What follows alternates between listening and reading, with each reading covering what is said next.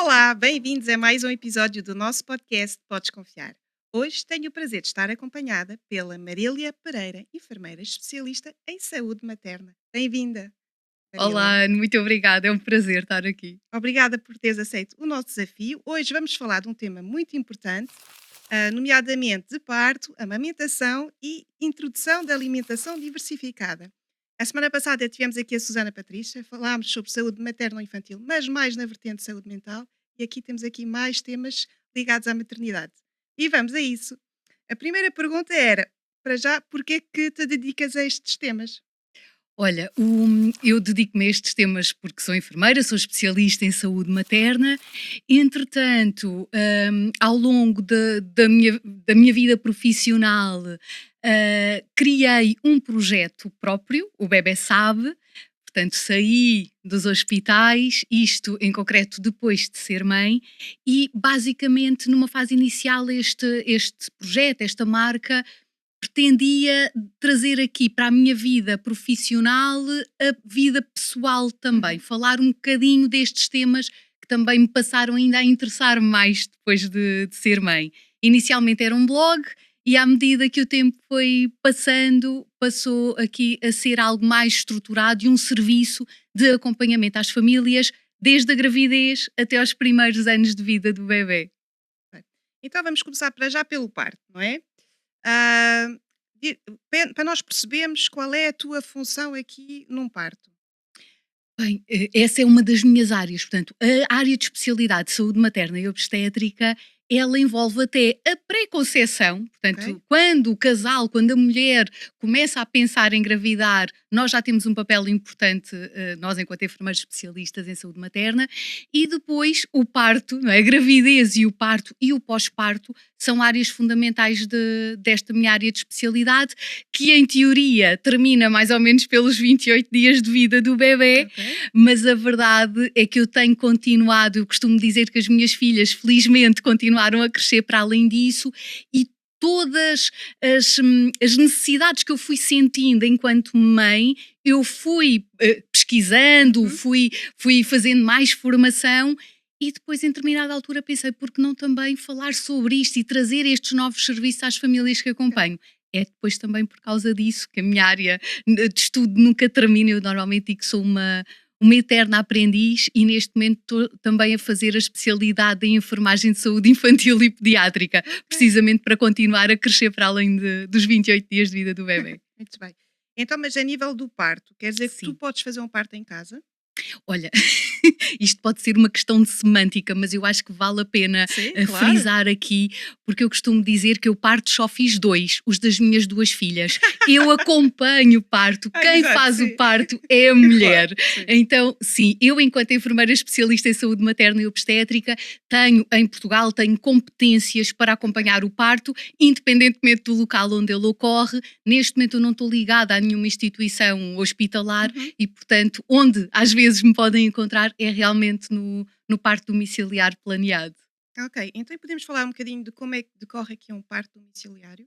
Eu sei que é um tema ligeiramente ou muito tabu aqui em Portugal. É verdade. Eu acho que vale a pena, não é? E aproveitarmos aqui estes bocadinhos para podermos desmistificarmos Exatamente, sim. também. E olha, o parto em casa, dizer-te e dizer-vos que ele em Portugal é legal, é seguro. Quando acontece numa gravidez de baixo risco Uhum. e acompanhado por profissionais competentes. Então, isso é algo que vale a pena começarmos, não é por aí? Nem todas as mulheres, nem todas as famílias que querem ter um parto em casa eventualmente reúnem condições para Ok. isso, de saúde, de Uhum. segurança, e esse é logo um dos primeiros passos que vamos precisar ver. Lembro-me, por exemplo, a semana passada, em contexto de consulta, tive uma mulher que está grávida, ainda numa gravidez muito inicial, de cerca de 8 semanas, e ela queria muito ter um parto em casa e em determinada altura diz-me, olha Marília, mas eu tenho uma diabetes. Fiz as análises do primeiro trimestre e já tenho aqui diagnosticado uma diabetes estacional. E neste caso, por exemplo, por muito que esta mulher Ok. gostasse de ter um parto em casa, pelo menos eu, não é, aqui, como profissional, não, porque já estamos a fugir, não é? Já estamos aqui a passar por uma gravidez de risco que Uhum. já vai ser seguida também Sim. em contexto hospitalar e, portanto, não vale a pena, não é? Não faz Claro, sentido estarmos a arriscar. ok. Mas de facto, gravidez de baixo risco, com profissionais competentes, é de facto algo seguro e os estudos que se fazem a nível internacional é isso que nos indicam. E claro que será muito interessante depois também termos aqui, no caso do nosso país, termos um Serviço Nacional de Saúde a funcionar bem, por exemplo, para as situações em que é necessário fazer uma transferência. Ok. Porque é possível haver transferência, não é? Ou seja, a mãe disse que queria fazer o parto em casa, por algum motivo, acabas por reencaminhar para o hospital. E isso é muito interessante. As transferências, Ana, é um tema que nós falamos logo desde a primeira consulta. Uhum, E às vezes os casais querem fugir um bocadinho a esse tema. Costumo dizer, vamos primeiro falar bem sobre ele para depois o arrumarmos. Porque efetivamente esta mulher só sabe como é que vai ser o seu parto depois do bebê ter nascido. pois. E temos que fazer um plano de parto, por exemplo. Isso é Uhum, algo, portanto, primeiro vermos aqui sinais de saúde, os fatores de risco, há condições para iniciarmos. Quando falamos numa gravidez de baixo risco, este grau de risco é algo que em cada consulta nós estamos a avaliar. uhum. Portanto, em determinada altura, este grau de risco pode alterar. Então, às vezes, esta transferência é feita ainda durante a gravidez Ah, e continua a acompanhar esta família, mas já com esta perspectiva de um parto hospitalar. uhum, Outras vezes é durante o trabalho de parto. E aí, lá está, temos que falar sobre as transferências, temos que ter também aqui uma boa articulação com os pois. hospitais, com os colegas, fazer também, fazer com que quem está no hospital entenda o que é que se faz em casa. Uhum, Porque quando há pouco estavas a falar em controvérsias, em assunto tabu, é muito curioso, porque normalmente quem está no hospital só tem conhecimento do parto em casa nas circunstâncias de transferência.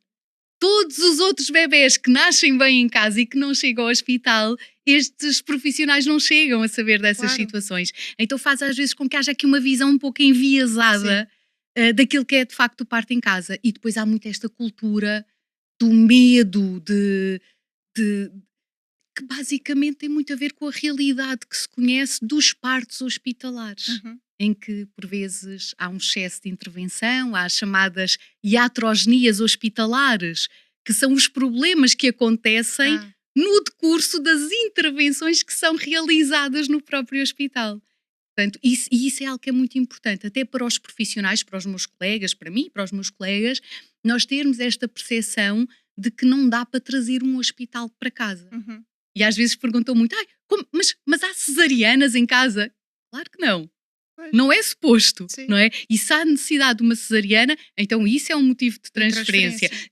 antes de sabermos, o tipo de parto, obviamente, não é? Mas se há alguma complicação, isso é motivo para Uhum. transferência. Se a mulher em determinada altura está exausta, se pretende alguma analgesia, não é? Pois, Epidural, porque por tu não podes exemplo, fazer isso. não fazemos, Ok, não fazemos, não é? Temos outras alternativas ok. a nível mais natural, não é? Uhum. A imersão em água, a massagem, aqui esta parte mais emocional, não é? Da mulher estar no seu ambiente e que muitas das vezes faz com que não precise de outras Ok. alternativas. Eu iria te fazer essa pergunta. Por que será que há mulheres que querem ter o parto em casa? Qual é, qual é o sentimento? Porquê que elas sentem-se mais seguras? Ou... É uma excelente questão, não é? E eu diria, olha, a A segurança segurança. eu acho que é, sentem-se mais seguras no seu ambiente. Às vezes também pode haver aqui alguma necessidade de controlo, não é? De eu Ok? saber quem é que está Exato. lá, o que Quem? é que vai acontecer, quem. O tempo, não é? Eu costumo dizer que nós em casa temos tempo. Se me pedisse uma palavra para o parto em casa seria tempo. Ok. Não é? E um tema interessante também, até quando falamos em segurança, nós estamos a falar em casa de equipas de 2 enfermeiras especialistas em saúde materna e obstétrica para uma grávida. Uhum. Portanto, parece-me um rácio bastante Sim, interessante. claro. Depois, às vezes também temos aqui uma parte destas mulheres que querem o parto em casa que já tiveram experiências de partos hospitalares, muitas das vezes traumáticos. E isto é um motivo, às vezes, um bocadinho difícil de Uhum. lidar, porque eu não consigo garantir Claro. que este bebê vai nascer em casa. Então, às vezes, há aqui um motivo assim bem pesado, não é? Deste bebê vir curar, deste parto vir curar experiências anteriores. Uhum. Portanto, esse também é um motivo que, bem, embora não seja o ideal, é tão válido Claro. quanto qualquer um dos outros. Tal como, às vezes, o querer fugir das circunstâncias que estão a acontecer, de urgências fechadas, à altura da pandemia, por exemplo, também foi uma altura em que houve mais procura. Uhum. Mas também há procura, há também cada vez mais equipas de enfermeiros especialistas Em a domicílio. atuar, sim. Ok. A pergunta era essa agora a seguir, era: achas que há mais procura em Portugal, de partos em casa? Eh, É difícil às vezes responder, lá está, porque por outro lado também há mais equipas Uhum. e dizer-te, e acho que também é importante aqui esclarecer, quando estamos a falar de parto em casa, continuamos a falar de percentagens mínimas. Em Portugal, Uhum. estamos a falar se calhar de 1% dos Ok. nascimentos que acontecem no nosso país acontecem em casa. Claro que depois isto não está claro nas estatísticas. Eu tenho, por exemplo, as estatísticas do ano passado, 2024, da Comissão Uhum. de Enfermeiros de Apoio ao Parto Domiciliar Planeado, há esta comissão, que pertence à Associação Portuguesa de Enfermeiros Obstetras. Nesta comissão não estão todas as equipas, mas está aqui uma parte importante, e o ano passado, por exemplo, acompanharam 231 famílias. Ok. Portanto, estamos a falar aqui de um universo bastante Sim, pequenino. Agora, o que é que nós encontramos? Quando vamos aos dados estatísticos do INE, por exemplo, encontramos neste saco do parto em casa todos os outros partos que aconteceram na via pública, na ambulância, partos domiciliares não planeados. Portanto, temos aqui que, quando vamos ver estatisticamente, os resultados podem também interferir, porque nós Claro. aqui estamos a falar de um parto domiciliar planeado Claro. e acompanhado por profissionais Porque estes competentes. que tiveram lugar na via pública não foram acompanhados por uma enfermeira, não é? Exato, não, e não era isto o plano, não é? Claro. Deste bebê nascer nestas Exato. circunstâncias. Então, e agora, se eu te falar em doula, é um termo que se fala muito e que eu desconheço. Qual é a diferença entre tu, enfermeira, e uma doula? Olha, e é uma pergunta, muitas das vezes eu recebo mensagens a perguntar: Marília, é doula?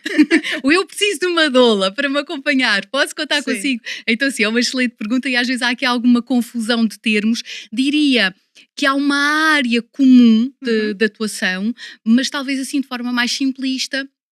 Num parto em casa, por exemplo, o enfermeiro especialista em saúde materna é o profissional de saúde que é imprescindível estar. A doula muitas das vezes está, mas pode estar ou não. Portanto, muitas Ok. das vezes trabalhamos aqui e sempre que é possível e sempre que a família, a mulher o pretende, trabalhamos em equipa. A doula não é um profissional de saúde, é alguém que está ali com a intenção de um apoio mais emocional, físico também. Uhum. Não substitui o papel do companheiro ou da Claro. companheira que também está a viver o seu processo, não é? Neste Sim. trabalho de parto. A doula será alguém que tem conhecimento aqui também da fisiologia, do nascer, e que pode dar aqui este apoio, às vezes, aquela confiança de tu consegues, Uhum. o teu corpo foi Ok. feito para isso. É aquela voz, Sim. se calhar. Que a enfermeira especialista em saúde materna também dá este apoio, mas num parto, muitas das vezes tem que estar mais atenta Pois, a nos outros sinais, sinais pois. e nesta atuação em Claro. caso de emergência, por exemplo. Mas diz-me uma coisa, é legal haver um parto domiciliário só com uma doula? Não. Ok. Ou melhor, isto às vezes o que é legal ou não, o free birth, uma mulher que quer parir sozinha, pode fazê-lo. E Sim, isso é mas legal também. arrisca-se.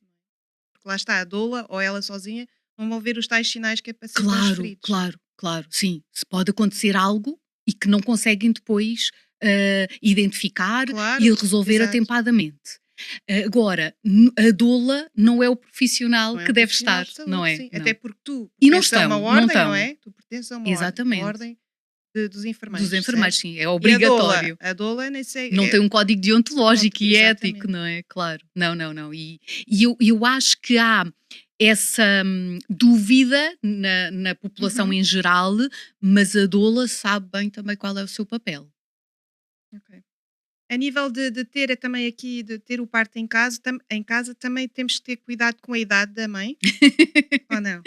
Olha, às vezes há associações ou instituições que tentam agarrar aqui muito na idade materna. A verdade é que cada vez mais Uhum. as mulheres têm filhos Pois é, mais sim. tarde Uhum. e por si só não nos parece ser um problema. Agora, Ok. o que é que nós sabemos? Que às vezes com o avançado da idade Uhum. aumentam também as Pois. patologias, não Sim, é? sim. A hipertensão, a diabetes, e isso sim já pode interferir, mas por si só a idade não é uma impossibilidade para o parto em casa. Ok.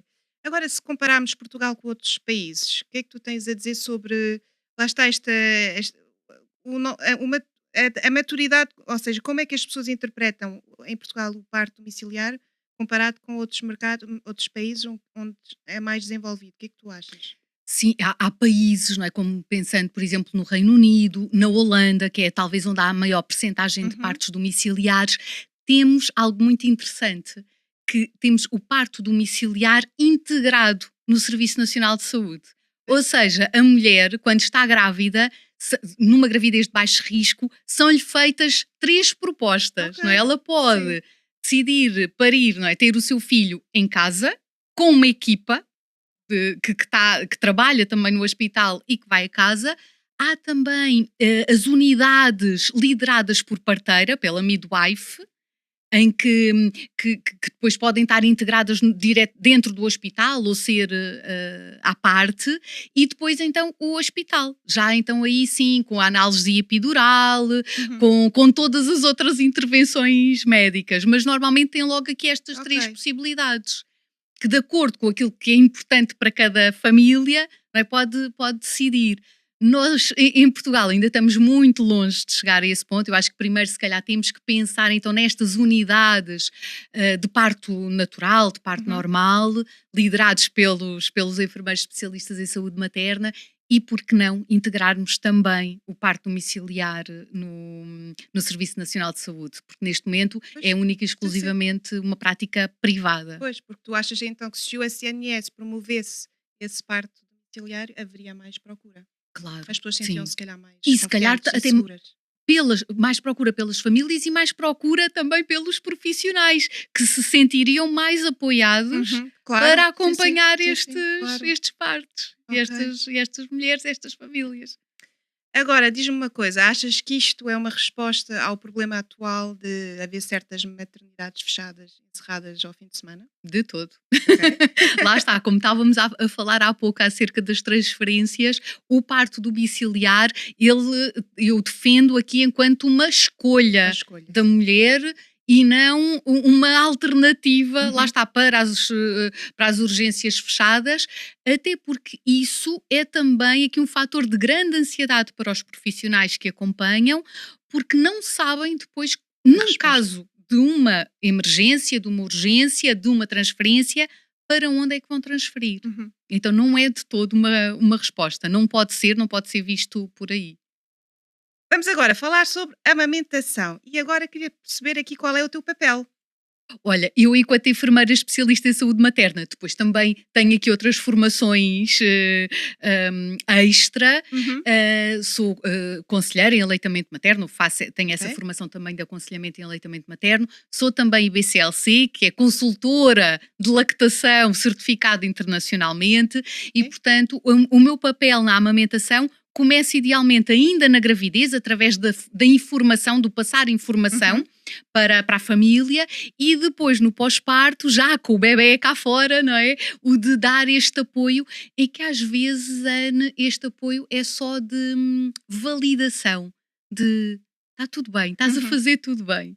Então, e vamos falar sobre os benefícios do amamentar. Olha, amamentar, eventualmente eu estava aqui a pensar que tem benefícios para o bebé, para a mãe, mas também para toda a família e para a sociedade no geral, Ok. não é? Então, assim, de forma muito Sim. simplista, para o bebé temos aqui fatores imunológicos, Ok. portanto, em termos da imunidade do bebé, e por isso às vezes até se fala que a amamentação é a primeira vacina do Uhum. bebé, não é? Porque lhe dá aqui muita imunidade, e isso depois vai ajudar também aqui em termos da diminuição do risco de infecções a todos os níveis, gastrointestinais, de otites, por exemplo.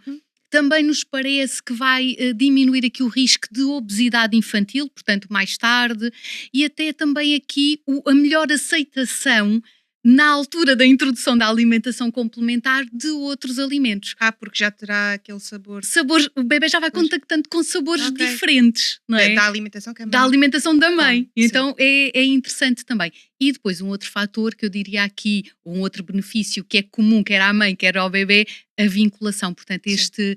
esta ligação afetiva que é estabelecida logo desde o momento em que o bebê nasce, que é colocado em cima do Sim. peito da mãe. Depois para a mãe, para além da vinculação, Uhum. também aqui a diminuição do risco de câncer da mama e câncer dos Ok. ovários.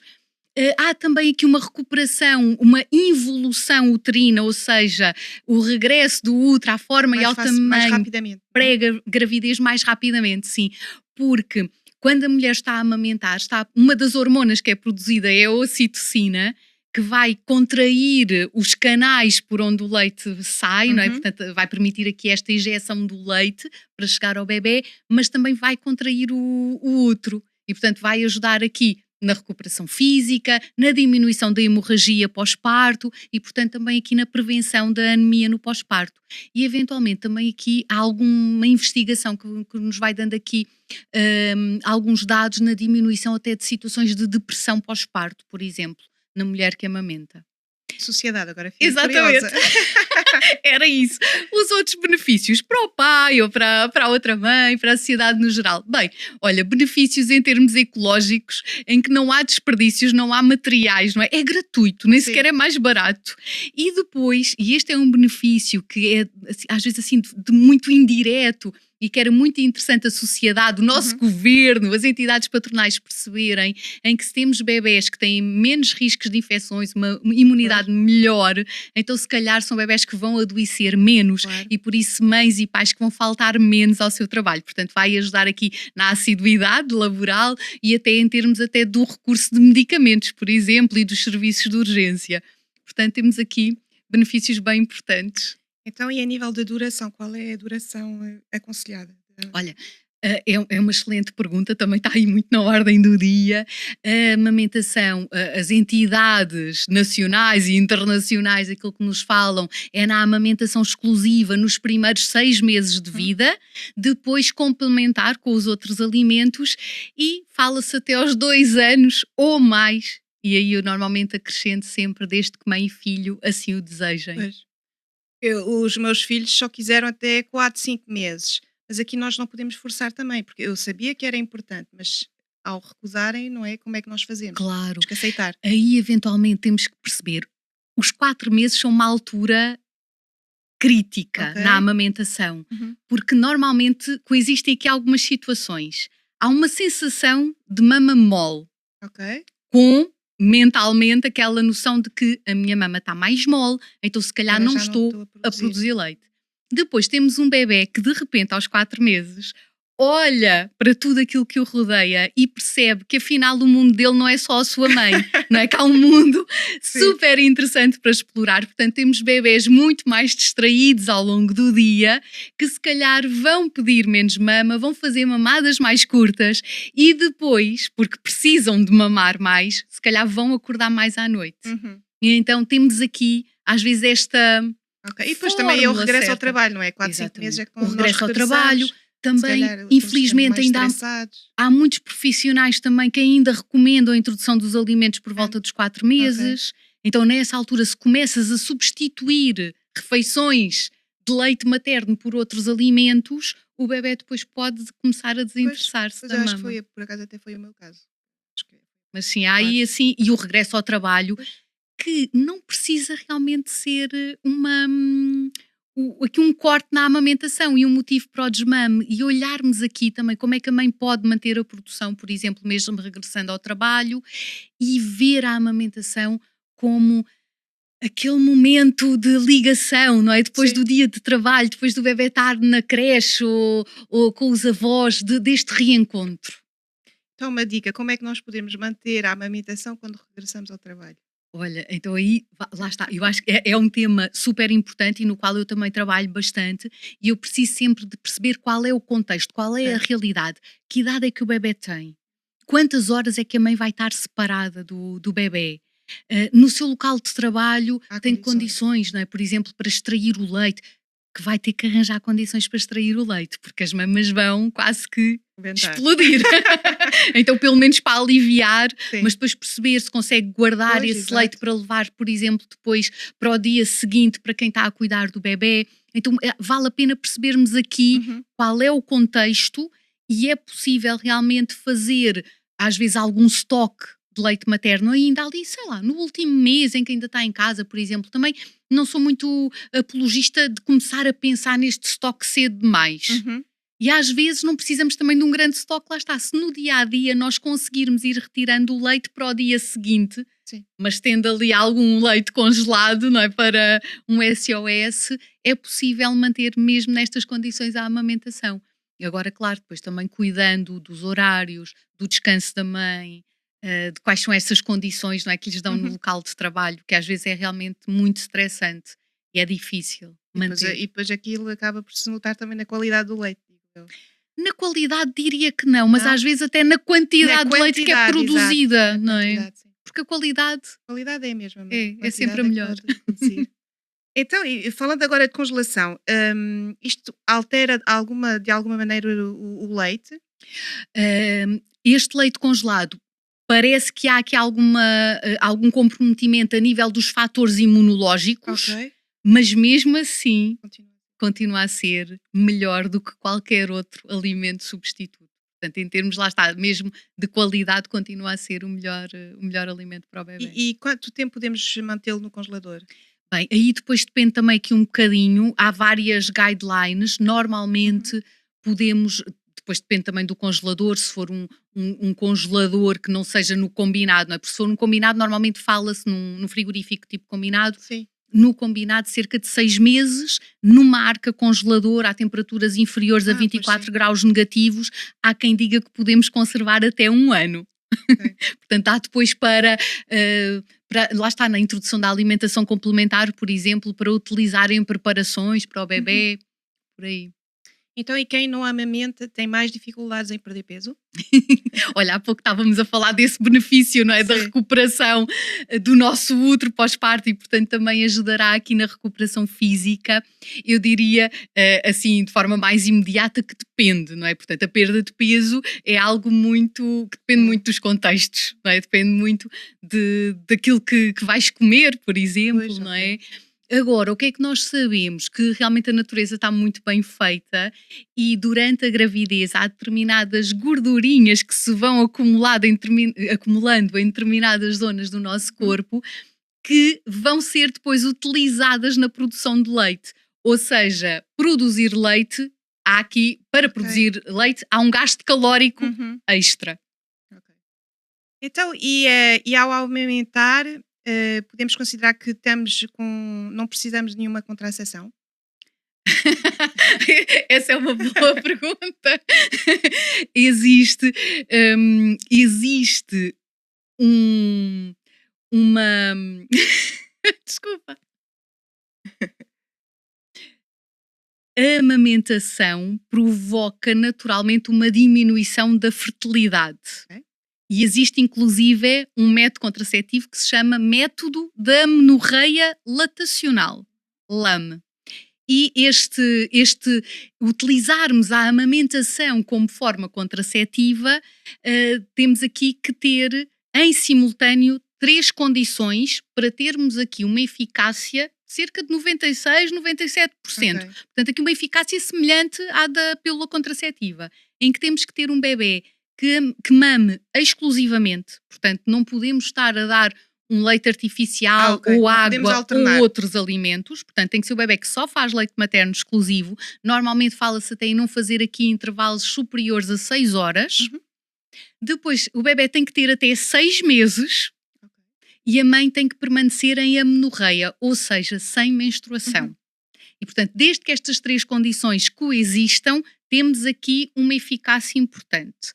Agora, pode ser difícil, eu normalmente falo sempre muito também sobre este tema, sobre o retorno da atividade sexual após o parto, sobre a perspectiva até de aumentar ou não a família depois do nascimento deste bebé, não é? De cada casal, e vermos aqui, porque estes três motivos, especialmente, estes três motivos não, estes três pontos que devem coexistir, especialmente aquele da amamentação exclusiva, pode, em algum momento, ser colocado em causa. Então, se calhar é importante pensar, caso este casal não pretenda ter outro filho tão próximo, desde que acabou de nascer, pensar noutras formas contraceptivas. E aí, claro, temos o preservativo masculino, temos a pílula só com prostativo, por exemplo, que podem ser alternativas, o implante subcutâneo, portanto há aqui depois outras Mas que é alternativas também. compatível, essas coisas mais hormonais, é compatível com a Sim, amamentação? só com prostativo. É, Portanto, a ok. pílula combinada, que tem prostativo e estrogénio, o estrogénio inibe a produção de leite. Ok. E, portanto, todas essas formas contraceptivas que têm Uhum. estrogénio não são adequadas para o período pós-parto. Mas aqui, este LAM, por exemplo, pode ser interessante, este metamenorreia lactacional pode ser interessante até se houver uma falha. Imagina, por exemplo, que o casal está a utilizar o preservativo masculino e que rompe, por Uhum. exemplo. Se percebermos que este bebê está a fazer leite materno exclusivo, que tem menos de 6 meses, que a mãe ainda não menstruou após o parto, provavelmente não precisaremos estar a pensar numa contracepção de emergência, por exemplo. Bem, estamos a falar aqui de uma amamentação que corre bem, mas nem sempre correm bem, e queria aqui perceber contigo quais as ferramentas, se calhar, que tu consegues ensinar quando as coisas, a pessoa, a mãe, quer muito amamentar, mas está com dificuldades. E Uhum, quais essas dificuldades que muitas vezes elas encontram? uhum. Olha, é verdade, isto é um tema bem, bem importante e é aí, há bocado eu estava a falar de quando tudo corre bem e que eu só preciso de validar que está tudo a Uhum, correr bem, mas muitas das vezes há dor na amamentação, uhum, fissuras na mama, o engurgitamento mamário, que depois pode levar a ductos bloqueados, a mastites, o próprio cansaço. uhum. Não é? Mas que não é exclusivo da amamentação, não é? O Sim, cansaço tem a ver com o termos um filho, não é? exato. E que precisamos de cuidar e com este aumento também da responsabilidade. Então aí será importante, lá está, idealmente ainda durante a gravidez, percebermos, por exemplo, que a forma como o parto acontece pode ter interferência na amamentação. E um dos aspectos mais importantes e que falo muito e que felizmente também já temos conseguido mudar nos hospitais é o contacto pele a pele, depois do bebé nascer, Uhum. ser colocado em cima do peito da mãe, para haver logo este reconhecimento e muitas das vezes, ou idealmente, deveríamos manter este contacto pele a pele até o bebé encontrar a mama Sim. e mamar pela primeira vez. Portanto, aqui, idealmente, o bebé deve mamar ou ser amamentado ainda dentro desta primeira hora de vida, Uhum. sempre que possível, e regra geral, isso Sim. acontece. Mas claro que se não acontecer por algum motivo, também não vamos logo dizer, pronto, este bebé já não vai conseguir ser Sim. amamentado, se calhar vamos é ter esta díade, não é? De mãe e filho, com mais necessidade também de apoio dos Uhum. profissionais. Depois outro aspecto que também nas nossas maternidades está previsto, que é o alojamento conjunto, ou seja, mãe e filho juntos as 24 horas por dia. Para quê? Para que a mãe conheça melhor o seu bebé e esteja atenta àquelas chamadas pistas pré-amamentação. Ou seja, o bebê não deve ser amamentado só quando está a chorar. Ok. Normalmente o choro é aquele último sinal que o bebê Sim. dá. Não é? Antes disso, o bebê vai começar a acordar, abrir e Sim, sim. fechar os olhos, abrir e fechar a boca. Se calhar a mão passa-lhe junto da boca e ele começa a sugar. Então, nesse momento, a mãe pode já preparar-se Ok. para amamentar sem esperar que o bebê Eu por comece a acaso pensava chorar. que era preciso que, que ele chorasse para. Não é, não é. Agora, antigamente, quando havia os berçários, não é? O bebê estava lá, estavam vários bebés com uma enfermeira que só ia perceber que ele estava com fome quando efetivamente ele chorava. Pois. Portanto, também aqui tranquilizar as mães, não é? De que se tiverem a tomar um banho, se fugirem ali visualmente, não é? De ver o bebê, também não tem mal nenhum. E ele, em algum momento, ele vai dizer: Mãe, estou aqui e tenho fome, não é? Portanto, Mas também, ou seja, falaste aqui mastites, pronto, assim, coisas se calhar mais do corpo da mulher, mas também podemos ver às vezes que o bebê não engorda o suficiente. E aqui, Ou seja, dá a ideia que está aqui qualquer coisa a correr mal, não Uhum. é? Sim, O que é sim. que pode ser?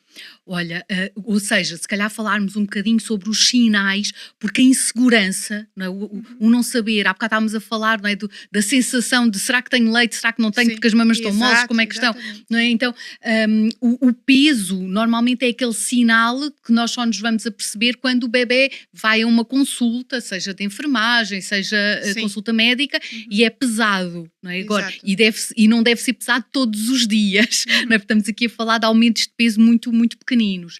Mas antes disso, não é? Que sinais é que podemos perceber primeiro que o bebê está a ser bem alimentado, é um bebê que deglute bem, não é? Que há aqui uma boa E se calhar transferência também a de nível das leite. fezes, não? Exatamente, as fraldas molhadas, não é? Seja com xixi, os Molhadas, sim. xixis e cocós, Ok. são aqui um bom preditor também. Se o bebê Uhum, está a fazer xixi, se está a fazer cocó, então estará também a mamar, não é? Estará a ok. ingerir leite. Uhum. Depois, por consequência, o aumento de peso e o bebê que está bem disposto, que descansa, que está rosado, que não está amarelo, não é? Que é o bebê ictérico, Uhum. normalmente tem muito a ver com alguma insuficiência em Ok. termos de alimentação.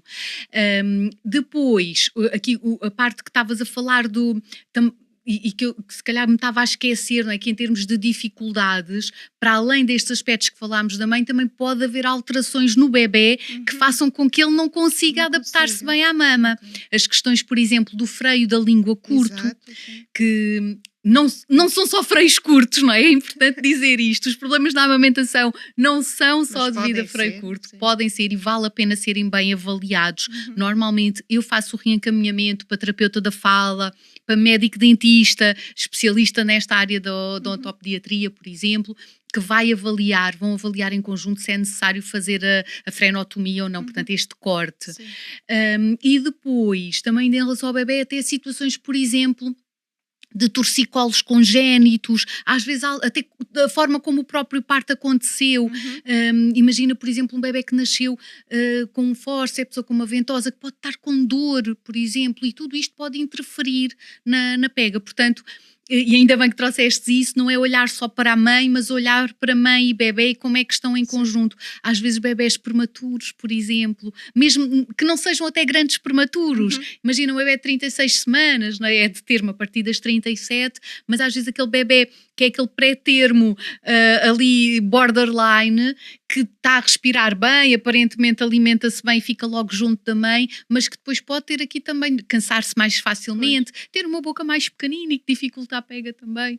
Portanto, há aqui muitos aspectos que vale a pena percebermos e, através depois aqui da correção da pega, por exemplo, a posição do bebê, Uhum. às vezes vamos aqui procurar outras alternativas para a oferta do leite, Uhum. que se forem estas situações assim pontuais, por exemplo, oferecer o leite materno extraído ou leite artificial se for necessário, por exemplo, por copo, para não haver a introdução precoce de uma tetina e não Ok. haver aqui interferência na sucção do bebê. Portanto, depois há aqui várias ferramentas que podemos ir buscar e explicar aos pais, não é? Sempre muito neste sentido de capacitar os pais para a autonomia também, não é?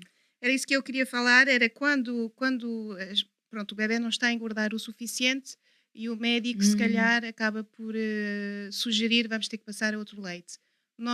Tu aqui ajudas, porque se a mãe quer, mas eu queria mesmo, era que fosse o meu leite. sim. E não queria estar a introduzir outro leite porque eu sei que se calhar por causa disso já não vou conseguir fazer aquilo que eu queria. Há aqui maneira de dar a volta e de conseguir manter a Sim, amamentação? sim. E aí, por um lado, percebermos efetivamente se há realmente um problema de perda de peso ou Uhum.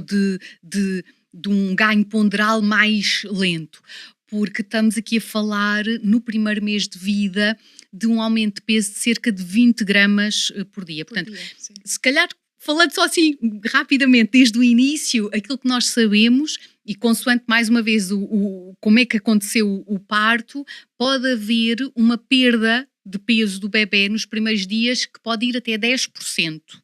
E às vezes o bebê perde 9% e já temos os profissionais todos em pânico e a sugerir a introdução do leite artificial. E se falamos em 10%, 9% está dentro do limite, não é? Mas pronto. Depois, aquilo que se espera é que pelas 2 semanas, pelos 15 dias de vida, o bebê tenha recuperado o peso do nascimento. E a partir daí, nas avaliações que normalmente se fazem semanalmente até ao primeiro mês, que haja um aumento de peso diário. Portanto, aquilo depois que vamos fazer é aqui a conta do aumento de peso, dividir pelo número de dias que passaram para termos a noção do aumento diário, de cerca de 20 gramas. E às vezes já está alguém a dizer, porque o bebê aumentou 21 ou 22, que é pouco. Então, em primeiro lugar, perceber se de facto a amamentação está realmente comprometida e a saúde deste bebê está em risco ou não. Depois, se for necessário fazer alguma suplementação, então podemos primeiro avaliar junto da mãe, junto desta família, se é possível extrair leite e em vez de suplementar com leite artificial, suplementar com o leite materno. Claro que estamos a falar de algo que vai dar imenso trabalho. Não é? Portanto, é mais uma tarefa a fazer neste pós-parto. Extrair e dar no biberão. Exatamente. E será que esta mãe está disponível para isso ou não? Mas, nesse aspecto, eu acho que não é uma decisão minha. Claro. Eu devo dar os caminhos e apoiar a família. Em vez de estar a dar o leite em pó... Sim. Que vai também ter Pode ser uma alternativa. Trabalho, sim, prepará-lo também dá trabalho. E o leite extraído pode ser oferecido por outra pessoa que não a mãe, por exemplo. Portanto, vamos ver então. Normalmente a primeira opção, caso seja necessário suplementar, é perceber se... E isso vai também aqui, se o problema for uma questão de produção, para além da extração do bebê ao mamar e desta estimulação, vamos ter aqui ainda uma estimulação extra com a bomba extratora ou manualmente. Pronto, isso depois aí vamos também ver aqui as várias estratégias. Depois, quando vamos oferecer este leite, seja o leite materno extraído, seja o leite artificial, oferecê-lo, por exemplo, com um copinho, oferecê-lo com uma colher, ou, se este bebê estiver bem adaptado à mama, podemos ainda utilizar outra estratégia que é chamada a translactação, em que vamos oferecer, o bebê vai estar a mamar diretamente na mama da mãe e vamos colocar na boca do bebê, junto da mama, vamos colocar um tubinho que vai estar depois a outra extremidade no recipiente com o leite. Ou seja, o bebê, mas também há aqui estratégias válida, claro, que são simples depois de fazer, e aqui neste caso estamos sempre a pensar em situações que são pontuais, não é? Que vão reverter depois, não é? Para amamentar assim até aos 6 meses. Embora às vezes há mulheres que o fazem. Mas normalmente estamos aqui a pensar em situações transitórias. Mas há aqui muitas opções. Sim. Ainda bem. Então, e diz-me uma coisa, o benefício, ou seja, o bebê que está a amamentar na mama, comparado com o bebê que vai ao biberon buscar na mesma, ou seja, eu vou extrair o leite e vou propor pelo biberon. A nível de benefício, nomeadamente para a mãe, que tu falaste no cancro da mama e do útero, vai dar ao mesmo ou não? Sim, portanto aí, nesse caso, estou a imaginar, por exemplo, que essa situação será uma situação em que esta mãe não consegue adaptar o bebê à mama. Não é? Então vai extrair e depois vai oferecer pelo biberão, e aí depois até poderá ser, lá está, mais uma vez outra pessoa a oferecer. Neste caso, os benefícios para a mãe são os mesmos, que estando a amamentar diretamente. Agora, o que às vezes acontece é que o bebê, eu costumo dizer que o bebê é a melhor bomba extratora. Portanto, tem aqui uma sucção bem diferente da máquina, não é? E a própria relação que se estabelece com a máquina. Eu, quando as mães precisam de as utilizar, eu até falo muito de estabelecer também aqui algum bonding, não é? Alguma vinculação com esta máquina. Para melhorar a extração. Mas pode ser algo que é mais cansativo para a mãe, que a mãe não consegue fazer com tanta frequência, por exemplo, como se estivesse a amamentar diretamente. Então pode haver aqui uma diminuição da produção ao longo do tempo. Mas é uma estratégia bastante válida. Então, e diz-me uma coisa, deves ter algumas pacientes que não querem amamentar, mas que sentem uma pressão familiar. Como é que nós podemos lidar com esta situação? Olha, eu acho que a pressão familiar neste momento está para ambos os cenários, não é? Para muito pró-amamentação ou muito o não amamentar. E eu acho que, acima de tudo, lá está, é perceber o porquê. Porque é que Uhum. e acontece-me, Sim. efetivamente, e eu dou apoio também Uhum. às mães que não amamentam, seja por opção, seja por outras condicionantes. E neste caso é importante perceber, em primeiro lugar, o porquê desta decisão. E às vezes tem a ver com mitos, com crenças, com ideias até que lhe foram sendo transmitidas até durante a gravidez. Às vezes a própria mãe da grávida, que olha, eu não te amamentei a ti, nem ao teu irmão, nem à tua irmã, Uhum. porque não tinha leite, porque o meu leite era fraco. Portanto, às vezes quase que há aqui uma percepção de algo hereditário e na realidade isso Sim. não é hereditário, não é? E tem muito mais a ver, lá está, com o apoio Uhum.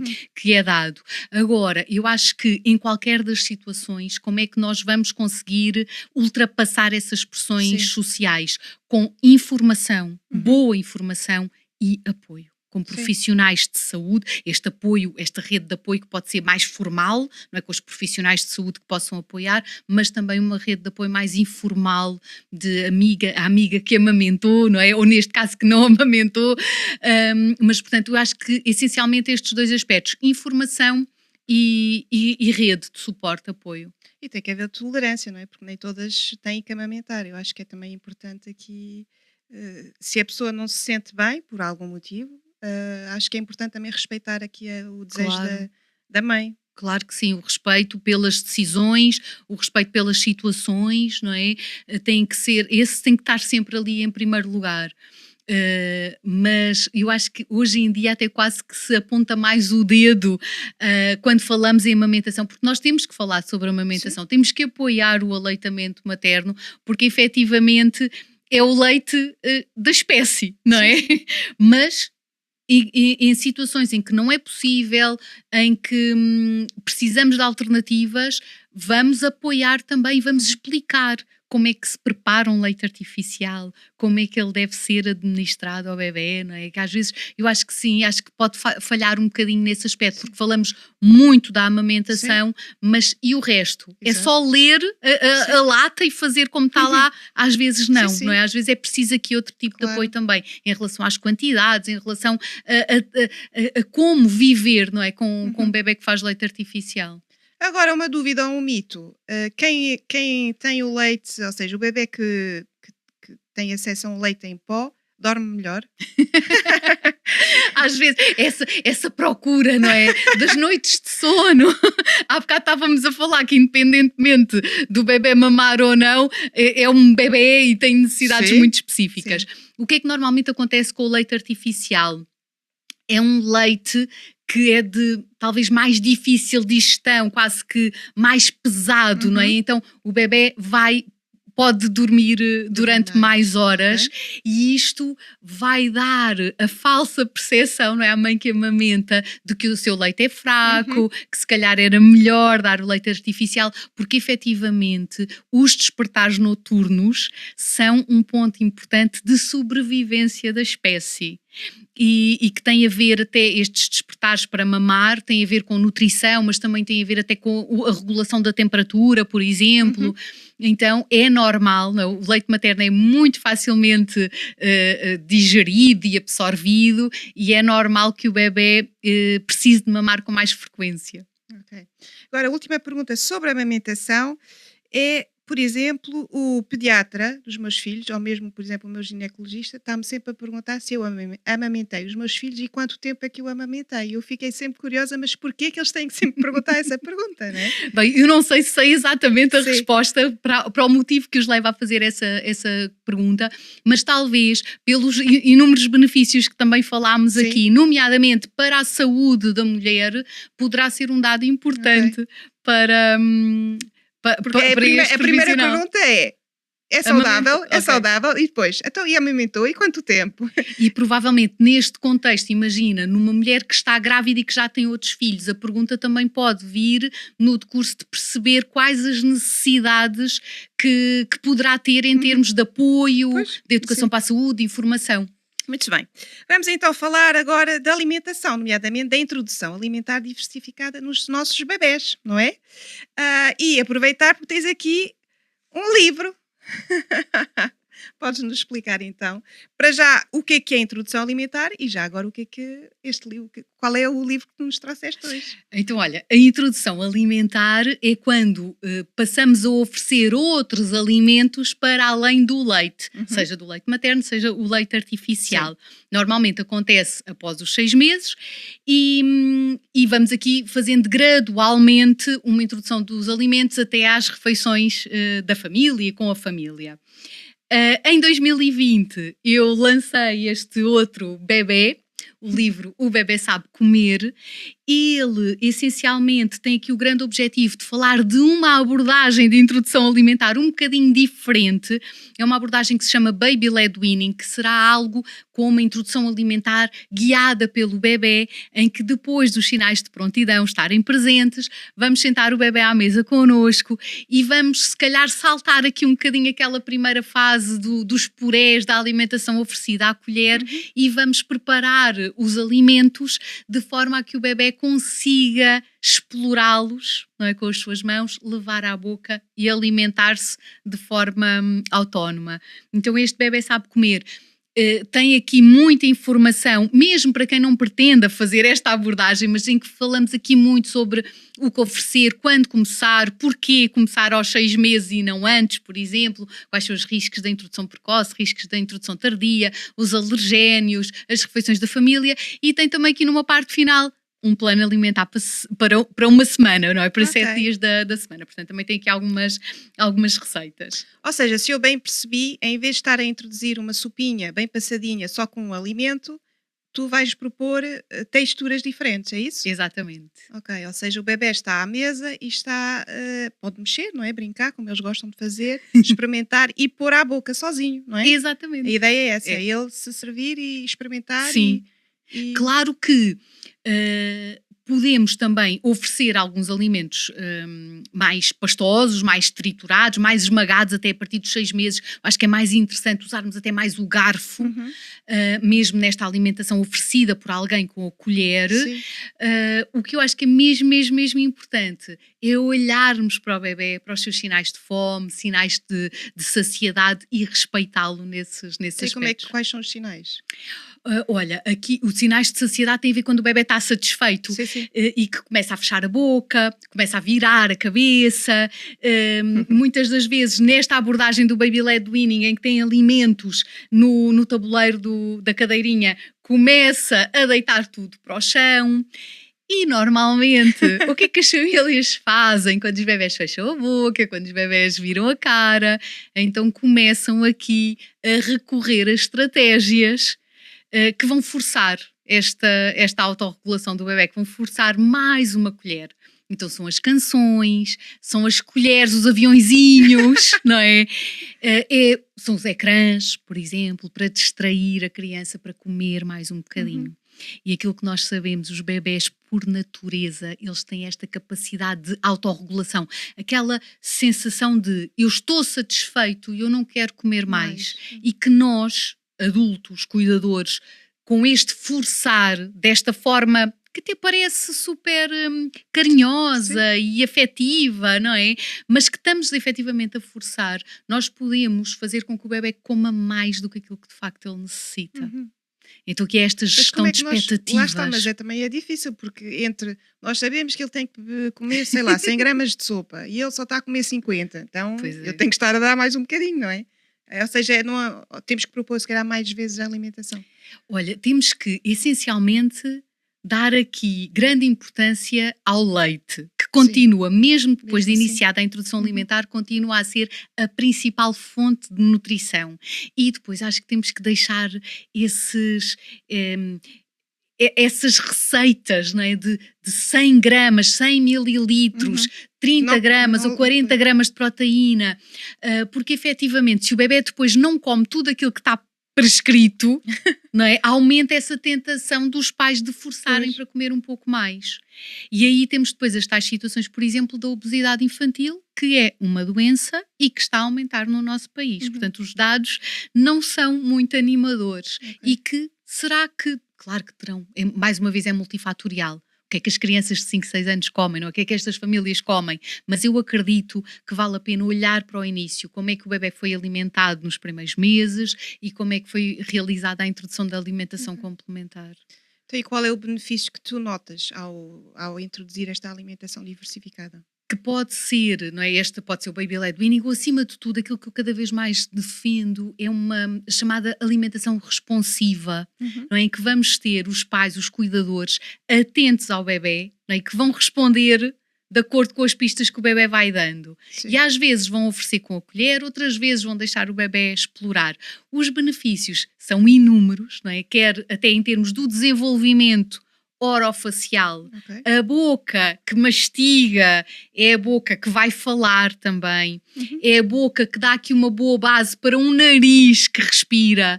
Então estamos aqui a falar até da postura, destes hábitos, não é? De respiração nasal, não é? Que não deve Uhum. ser oral, que depois vai ter interferência até também no sono do bebê e da criança, mas também aqui benefícios até de experimentar outras texturas, de experimentar outros sabores, porque sabemos que este primeiro ano de vida, portanto este segundo Sim. semestre, temos aqui uma janela importante das preferências Uhum. alimentares. Ok.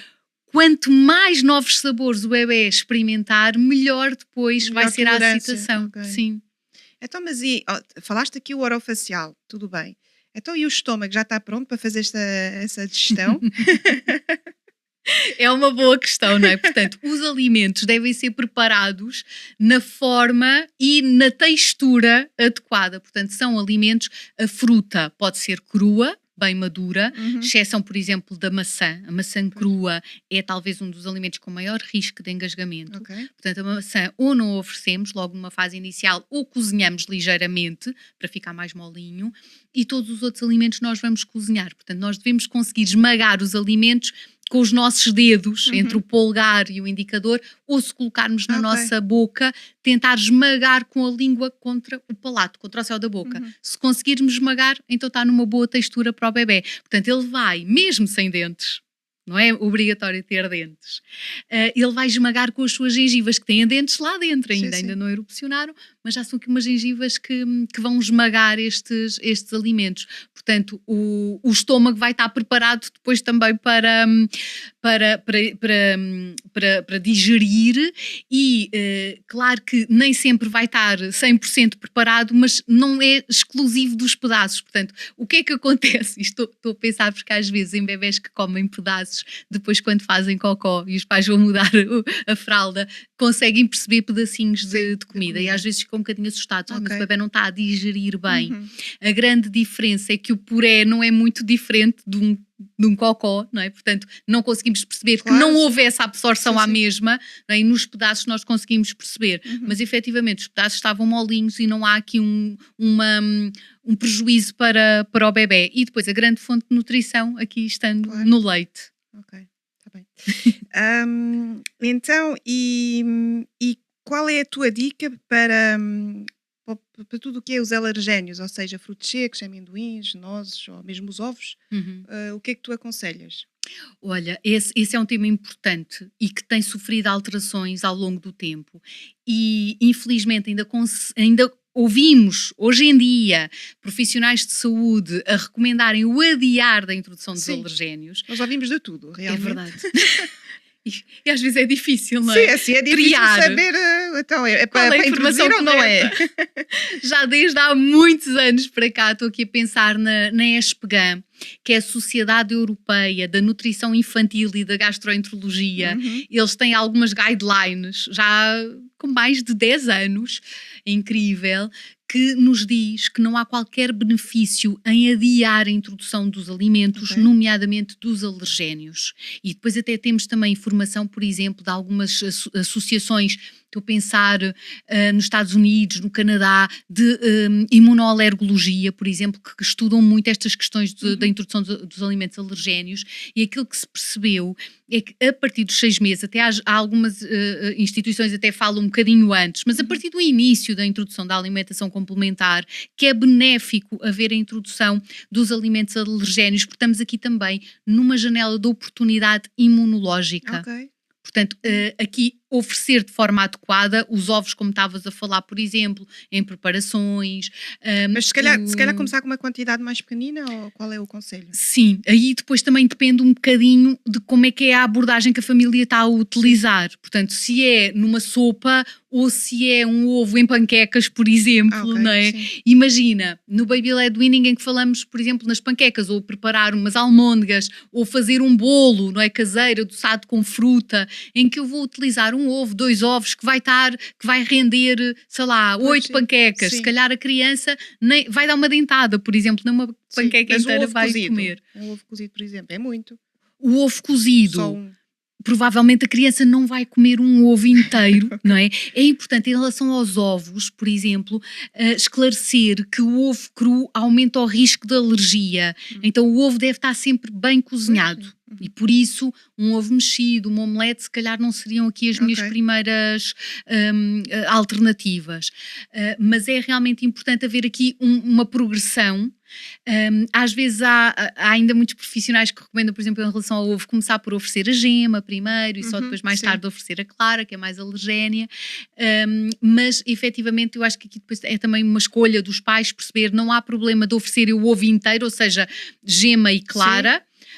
Não um ovo completo, mas dificilmente a criança também o iria ingerir, e estar atentos também aqui aos sinais de alergia, de reação Sinais, quais são alérgica. os sinais que nós aqui podemos, se houver aqui alguma reação, como é que vai ser essa reação? Sim, então pode ser mais a nível tópico, não é? Da, Ok. da pele, Uhum. com umas Umas borbulhinhas, não é? Um manchas. meritema, umas manchas Ok. no corpo. Uhum.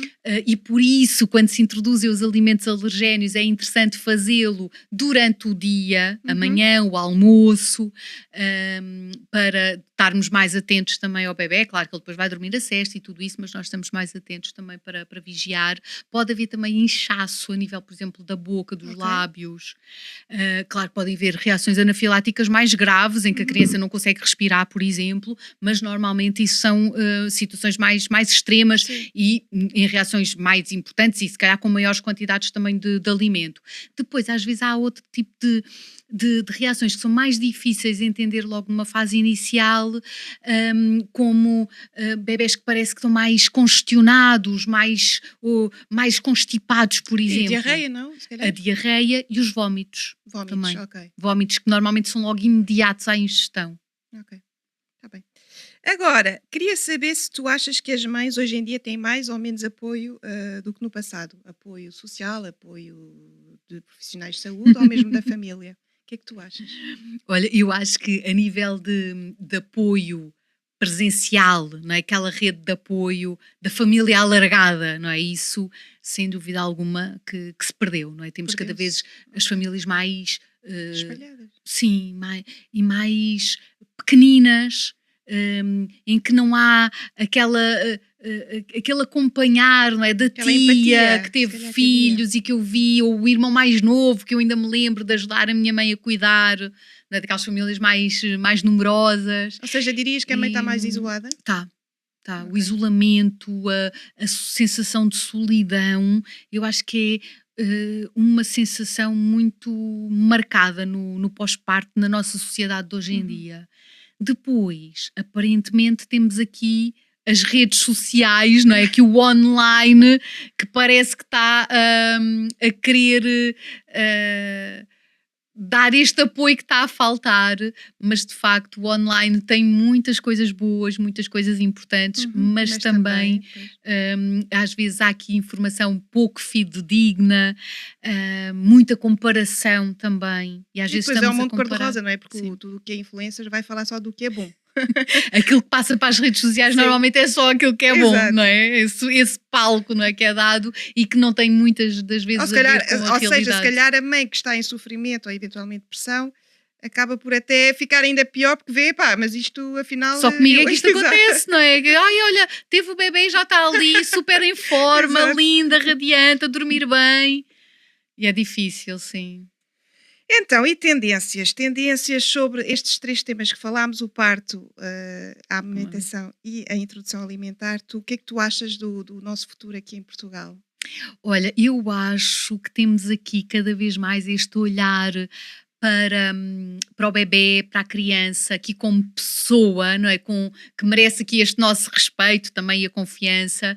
Estava aqui a pensar mais nesta fase final que falámos aqui sobre a introdução alimentar, mas temos pais que procuram também às vezes aqui alternativas, não é? Àquilo que parece que sempre se fez. Uhum. E também famílias com uma literacia em saúde cada vez maior, portanto, Sim. famílias que querem fazer diferente, que querem ser respeitadas, que Uhum. querem ser protagonistas no seu parto e na sua Sim. parentalidade. Haver mais controle, se calhar. Sim, também. Com Muito bem. respeito, com confiança. E qual é a última mensagem por hoje que gostarias de passar aqui às famílias? Olha, eu queria passar a mensagem do confia em ti, não é? Confia no teu bebê. Uhum. Confia no teu coração e nos teus instintos. E aqui, se calhar, às vezes até poderia parecer que contra mim falo, não é? Porque estou aqui a dar. Passo tanta informação, tenho os cursos, as consultas, não é? Mas, acima de tudo, ir aqui um bocadinho para aquilo que a mãe, que o pai sentem e seguirem muito esse instinto, em vez de estarem sempre à procura das receitas, Sim. não é? Pré-feitas, que não servem para toda a Pois é. gente. Não é? Eu acho que cada pai, cada mãe são os melhores pais daquele bebê. Uhum. Muito bem. Marília, podemos te encontrar no teu site, mariliapereira.pt. Exato. A Marília também está presente nas redes sociais, nomeadamente com o Bebé Sabe. O Bebé Sabe está presente no Facebook, no Instagram, no YouTube e no TikTok. É verdade. A Marília dá consultas no consultório em Almada, mas também Online. online. E nós iremos então colocar o nosso episódio no YouTube e estarão ali também todas as descrições, os sites e as redes sociais da Marília. Por hoje acabámos, foi um prazer, obrigada, foi muito esclarecedor, foi um tema muito simpático. E para a semana há mais, por isso já sabes, até para a semana. Obrigada, Marília. Obrigada.